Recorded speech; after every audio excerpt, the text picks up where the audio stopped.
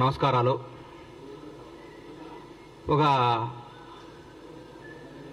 గత కొన్ని రోజులుగా మా ప్రభుత్వంపై మాట్లాడుతున్నా మా ప్రభుత్వంపై గౌరవ మాజీ మంత్రివర్యులు మాజీ ముఖ్యమంత్రి శ్రీ కేసీఆర్ గారి అబ్బాయి అని ఎందుకు అంటున్నానంటే ఆయన వాళ్ళ నాన్న పేరు చెప్పుకొని రాజకీయాల్లోకి వచ్చారు కాబట్టి తండ్రి పేరుని అడ్డం పెట్టుకొని అమెరికాలో నుంచి వచ్చి మా నాన్న రాజకీయాలు చేస్తున్నాడు కాబట్టి నేను కూడా చేస్తాను మా నాన్నదని తీసుకొని వాళ్ళ నాన్నగారిని వారసత్వాన్ని పుచ్చుకొని రాజకీయాలు చేస్తున్నాడు కాబట్టి కేసీఆర్ గారి అబ్బాయిగానే మేము చూస్తాం. ఆయన్ని కేటీఆర్ గారి గురించి మాట్లాడుతూ మా ముఖ్యమంత్రి గారిని కష్టపడి కష్టాన్ని ఇష్టంగా చేసుకొని ప్రజా సమస్యను తన సమస్యగా చేసుకొని 17 ఏళ్ల సుదీర్ఘ పోరాటం చేసి ఏ వారసత్వం లేకుండా ఏ బ్యాక్గ్రౌండ్ లేకుండా ఏ చరిత్ర లేకుండా ఒక రైతు బిడ్డలా పుట్టి కొండారెడ్డిపల్లి నుంచి తెలంగాణ రాష్ట్రానికి ముఖ్యమంత్రి అయ్యేదాకా వన్ మ్యాన్ షో ఒకటే పోరాట యోధుడిగా తన రాజకీయ ప్రయత్నించి మీరు పెట్టిన చిత్రహింసలు, మీరు పెట్టిన మానసిక క్షోభ, మీరు పెట్టిన ఆఖరికి తన కన్న కూతురు పెళ్లికప్పుడు కూడా మీరు పెట్టి జైల్లో పెట్టి మీరు పెట్టిన ఇబ్బందులన్నీ తట్టుకొని రాష్ట్రానికి ముఖ్యమంత్రిగా అయి 6 గ్యారంటీలను ఇచ్చిన హామీలను అద్భుతంగా అమలు చేస్తూ స్వచ్ఛమైన పరిపాలన, నీతివంతమైన పరిపాలన, నిజాయితీ గల పరిపాలన అందరికీ అందిస్తూ ఈరోజు భారతదేశంలో ప్రతి ఒక్క ముఖ్యమంత్రి మన ముఖ్యమంత్రి వైపు చూస్తూ రేవంత్ రెడ్డి గారు అద్భుతంగా చేస్తున్నాడు, తెలంగాణ రాష్ట్రంలో పరిపాలన బ్రహ్మాండంగా జరుగుతుంది, నీతివంతమైన పరిపాలన జరుగుతుంది చెప్పుకునే స్థాయికి తీసుకొచ్చినట్టే 2.5 నెలలు 3 నెలలు కూడా కాలేదు. ఈ ప్రభుత్వంలో తట్టుకోలేక బాధపడుతూ కేటీఆర్ గారి చుట్టూ ఏముంటుందంటే మన చుట్టూ వైఫై ఉన్నట్టు ఆయన చుట్టూ విపరీతంగా ఈగో ఉంటుంది. ఆ ఈగో తెంచుకోవాలంటే కొంచెం కష్టం. ఒకప్పట్లో చరిత్రలో బాలీవుడ్లో కొంతకాలం రాజేష్ ఖన్నా సూపర్ స్టార్గా ఉండేవాడు.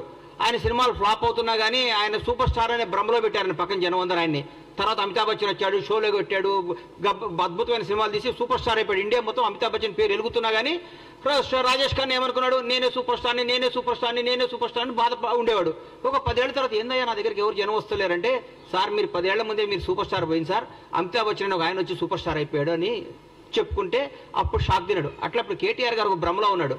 నేను కేసీఆర్ గారి అబ్బాయిని, తెలంగాణ రాష్ట్రం మాది, తెలంగాణ మేము సెంటిమెంట్ని మేమే కదా రగిలించుకొని మేమే దానికి పేటెంట్ తీసుకున్నాం కదా, మాదే కదా, నా దగ్గర రావట్లేదండి, నా నమ్ముకున్న వాళ్ళందరూ వెళ్ళిపోతున్నారేంది, నా అనుకున్న వాళ్ళందరూ లైఫ్లో సెటిల్ అయిపోతున్నారేంది, నాకు దూరం అయిపోతున్నారేంది, మానసిక శోభ. పగోడుకు కూడా ఆయనకు వచ్చిన కష్టం రాకూడదు, పగోడుకు కూడా కేటీఆర్కి వచ్చిన కష్టాలు రాకూడదు అని కోరుకుంటున్నా.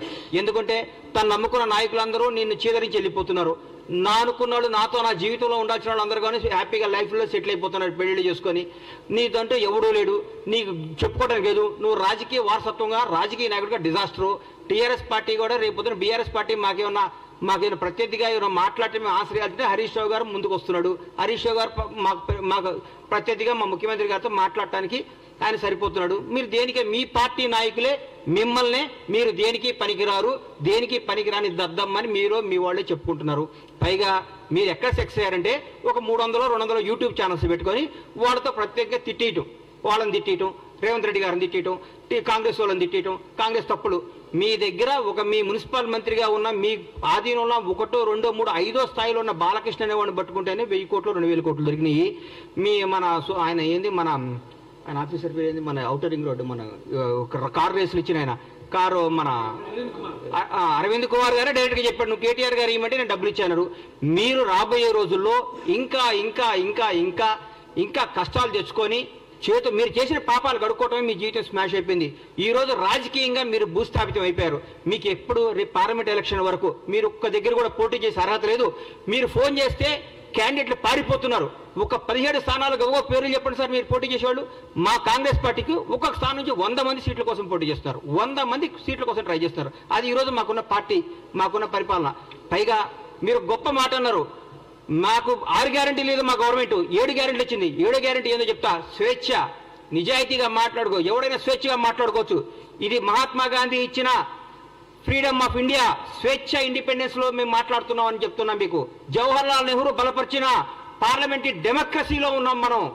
సర్దార్ వల్లభాయ్ పటేల్ సృష్టించిన సోవియట్ రిపబ్లిక్ అనే పదాన్ని మేము గౌరవిస్తాం. అందరికంటే డాక్టర్ బిఆర్ అంబేద్కర్ రాసిన రాజ్యాంగం మీద మా గౌరవం. అదే మీ గవర్నమెంట్లో, మీ దొరల ప్రభుత్వంలో ఒక ముఖ్యమంత్రిని, ఒక మాజీ ఎమ్మెల్యే చెప్పు తీసుకొని చూపిస్తే వాడిని మీరు ఏం చేసేవాళ్ళు? ఇప్పటికల్లా ఏం చేసేవాళ్ళు సార్ మీరు? మీ గుండె మీద టీఆర్ఎస్ నాయకులందరినీ, బీఆర్ఎస్ నాయకులందరినీ, మిమ్మల్ని ముఖ్యంగా కేటీఆర్ అడుగుతున్నా, మీ ప్రభుత్వంలో మీరు ముఖ్యమంత్రిగా ఉన్నప్పుడు, మీ నాన్నగారు ముఖ్యమంత్రిగా ఉన్నప్పుడు ఒక ప్రతిపక్ష ఎమ్మెల్యే చెప్పు తీసుకొని ఒక ముఖ్యమంత్రిని చూపిస్తే మీరు ఏమైనా మాట్లాడేవాళ్ళు? ఏం చేసేవాళ్ళు? ఎన్కౌంటర్ చేయించేవాళ్ళు, మీరు రాళ్లతో కొట్టించేవాళ్ళు. మీరు మేము ఈ అన్నింటినీ గౌరవిస్తాం. మహాత్మా గాంధీ రాసిన స్వేచ్ఛ, ఇండిపెండెన్స్ గౌరవిస్తాం. సర్దార్ వల్లభాయ్ పటేల్ రాసిన సోవియట్ రిపబ్లిక్ ని గౌరవిస్తాం. అంబేద్కర్ రాజ్యాంగం గౌరవిస్తాం. కాబట్టి రాజ్యాంగం చట్టం తను పని చేసుకొని పోతుంది. మేము దాన్ని భరించి మేము ఇంకా మీరు మాట్లాడితే మాకు రాళ్ళు ఉన్నాయి, మాకు చేతులు ఉన్నాయి, మాకు కాళ్ళు ఉన్నాయి. జనాన్ని రెచ్చగొట్టకండి సార్. మీరు అడ్డం పెట్టి మీ స్వార్థం కోసం జనాన్ని బలి తీసుకోవద్దు. తెలంగాణ యువతను అన్యాయం చేయకండి. తెలంగాణ ప్రజలను నాశనం చేయకండి. మీరు రెచ్చగొట్టే విధానం మారుకోండి. పోరాడండి.